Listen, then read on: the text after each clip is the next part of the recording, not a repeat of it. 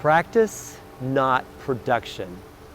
Progress, not perfection. Effort, not effect. In the parable of the sower, Jesus tells of a sower who went out to sow seed. As he did, some fell on the wayside and was snatched up by the birds. Some fell among thorns and was choked out. Others fell among rocks and withered when the sun came out.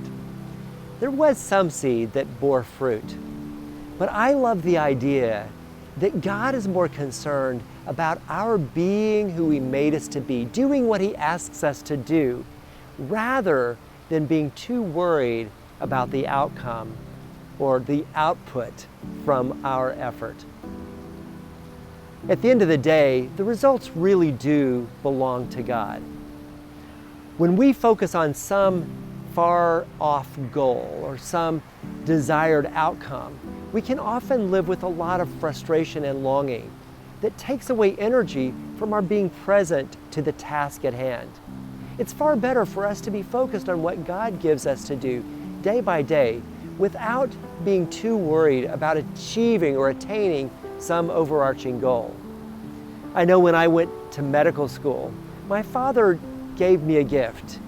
That was the message that even if I failed to achieve my goal or decided that medical school was not for me, that he would not be disappointed or frustrated if I decided to turn my efforts in another direction.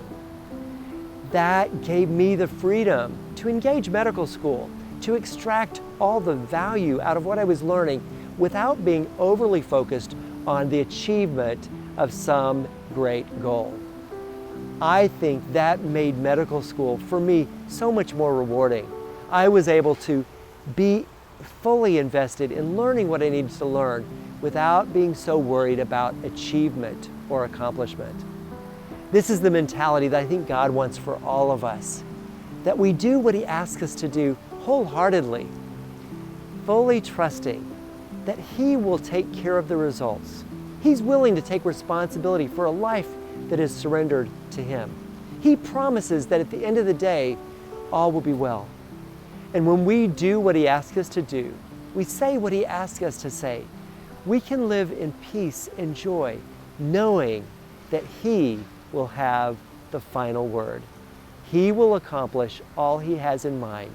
We simply trust and obey.